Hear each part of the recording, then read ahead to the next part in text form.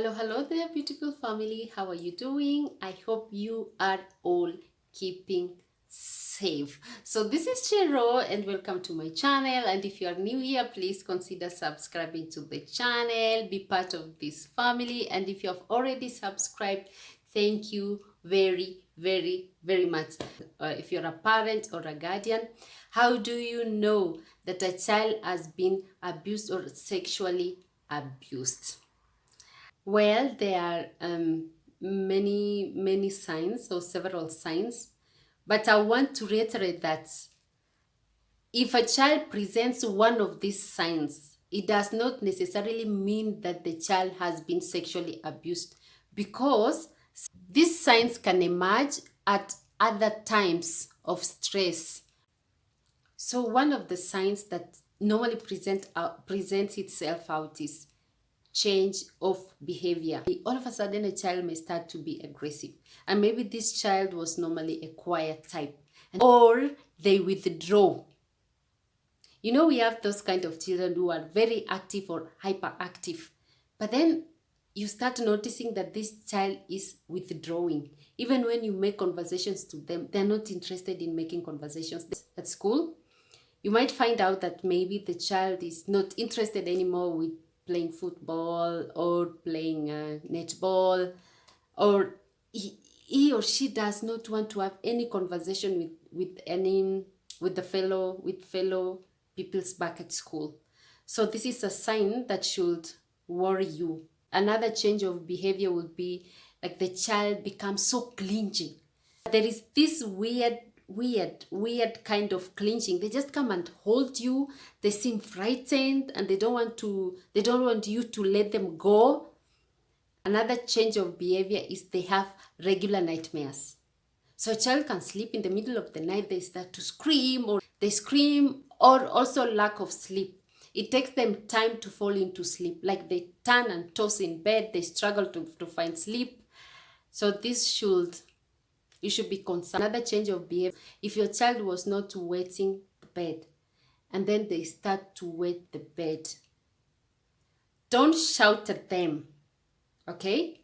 And then don't just say, oh, maybe this is kawaida or this is normal for a child to wet the bed. It is not normal if that child was not wetting the bed before. You understand? But it is a different case when that child was not wetting the bed and then he or she starts to wet the bed. That should be a concern to you, because definitely there is something that is disturbing them, and that's why they wet the bed.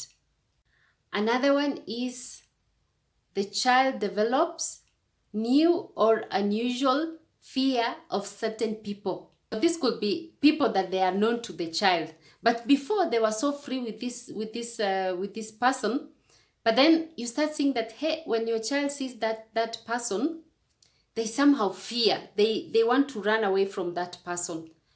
So you want to find out what is really happening, because that could be the perpetrator. The child could also start having fear of certain places. For example, if the child was sexually abused at the living room, this child will always want to avoid the sitting room. Or if he gets in the sitting room, he screams or he cries. Or if he was molested or sexually abused at the sleeping room, when he gets there, there is just a facial expression that you will see that this child is frightened every time he goes to the sleeping room. Or it could be in any structure in the house or outside the house. Just watch out to those places where your child suddenly they start to have fear. It could be also in church. Like maybe the child was somebody who liked to go to church, and then all of a sudden, when you tell them, hey, let's go to church, they just refuse. You know, there is this kind of refusing that is normal. They just say, I don't go to church. But when you see this kind of, no, I don't want to go to church, then you have to ask them in a motherly way or in a fatherly way. Try to find out why they do not want to go to church. Another thing or another sign will be a child refuses to talk about a secret that they shared with an older person or even an older child, a child that is older than them. Another one is if you find that a child is writing, drawing, frightening things, and then this should make you want to check out what it is. If the perpetrator was the father, for example, of course, I'm not saying that fathers are molesting their children. I'm just giving an example. If the perpetrator was a father, a child can draw like a demonic picture of the father, maybe with horns, a father with maybe, I don't know, just a very bad look on the face. And then if you tell them to color, they color with black, then that will tell you that something is disturbing this child. This child has no peace, because the black color usually shows that it's blocked. Everything in this child is blocked. The child is not seeing any light. So you have to pay attention what the kind of drawings they are making. When they're told to color, what kind of colors are they using? So it's not a coincidence that a child will just go for a black color. No. There must always be a deeper meaning to that, and it's you as a parent to find out. And then as a parent, be very watchful when you see a child suddenly with money, toys and other gifts, which you personally as a parent did not give them, or they have no explanation for those gifts when you ask. And signs that are more typical in adolescents. One is self-injury. They start cutting themselves, they want to inflict pain in themselves. They cut themselves or they burn themselves.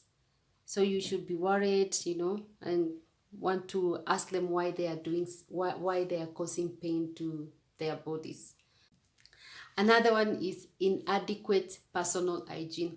Let's say, for instance, this adolescent was very clean, very organized. If you go to his room or her room, things are just in order. And all of a sudden, everything is everywhere. They're not interested in showering. They don't want to groom themselves to look good. They're just there, If you tell them to shower, they either keep quiet or they answer you rudely. So those are some of the signs that you will look out to. Another one is drug and alcohol abuse. This one can be very common. So if your child was not taking, let me not say if your child was not taking alcohol. They are not supposed to take alcohol. So you start seeing that, hey, when you check their pocket. So if you find that your child starts to abuse drugs, don't say it is company. We are quick to assume that it is company or peer pressure, but it could be more than that. Okay? So before you come into those conclusions, another one is running away from home. So when a child runs away from home, it does not mean that maybe they are, this one is tired of learning, that's why they are running away from home. They are getting very rude, that's why they are running away from home. I mean, these are some of the things we hear when a child runs away from home. But it could be that child is running away from an abuser who is in your house. Okay? So the child feels that they don't find any peace in that home. They prefer to run away. Although nowadays we are not able to differentiate when a child is rude or when a child is actually being abused. But just don't assume anything. Follow it to the letter. so that you know why exactly they are running away from home. Another one is they become suicidal. You find a child start having thoughts of like suicide. I'm tired, like, sorry, a child starts saying, oh, I'm tired of living in this world. I want to take away my life. I don't want to live anymore. And then sometimes you find weird answers from parents or from even neighbors. They say, that one, this so and so wanted to kill himself. What will make a child kill himself? Kwani ni stress gani ako nayo mtoto mdogo? So we are quick to judge instead of listening to these children, or instead of going deep to find out why would someone really want to take their own life, especially at that age. So it's probably that the child has been sexually abused and he sees no reason. He sees no point. I mean, he feels useless. He or she sees no point of living anymore. That's another one is fear of closeness. Let's take an example that let's use a girl as the victim. So if a girl child was sexually abused, you might find that this girl is, afraid to get close to men, or even to any other person, because she feels like, she still remembers that awful closeness, that she had with that perpetrator. And so every time she gets close to anybody, she gets nervous. Or she starts to detest men, or she starts to hate men. Okay? So they hate men because when they see a man, and the problem is they start to generalize. They start to generalize that all men or all male are perpetrators. So when they see men, they either run away or they are not comfortable. And not to justify, but sometimes this is what is leading to some of the girls, or some of the girls, when later on when they become women, they turn to lesbianism because they've had bad experience with men, and they don't see anything good coming from them. It is important for you to find out what is happening with their children, so that in case if they have been sexually abused, that you start helping them, like take them to the hospital as quickly as possible. They should start therapies so that they are not, it does not follow them in their later life. Let us also look at some of the physical warning signs. One of the physical signs will be they have pain when they sit down. When you observe the child, they struggle when they sit down. They're trying to find an ankle that they can sit down properly, because when they just sit down the normal way, they have pain. So just be watchful of your child, okay? So if you see a child is really struggling, you want to find out why they are not comfortable in sitting down. Another one is they have bleeding or discharge from the genitals, from the mouth, or even from the anus. Persistent or recurring pain when they are peeing or when they are passing out poo. Okay? So you find that they are struggling when they are peeing. They even cry. They even cry when they are peeing. So the genital has been tampered with, and maybe there is a crack or something like that, and that's why they are having pain when they are passing the pee. They start to have difficulty in walking. You start seeing a child is, they get another walking style, not the normal one. They just walk in a very strange way.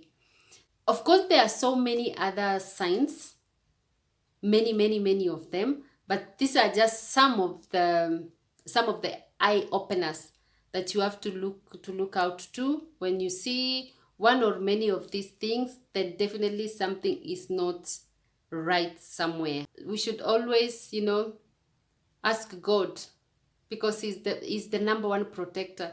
So let's all ask God to, keep our children safe, and that He can, bring good people into their lives. I'm looking forward to see you in our next video. Take care. God loves you. Bye bye.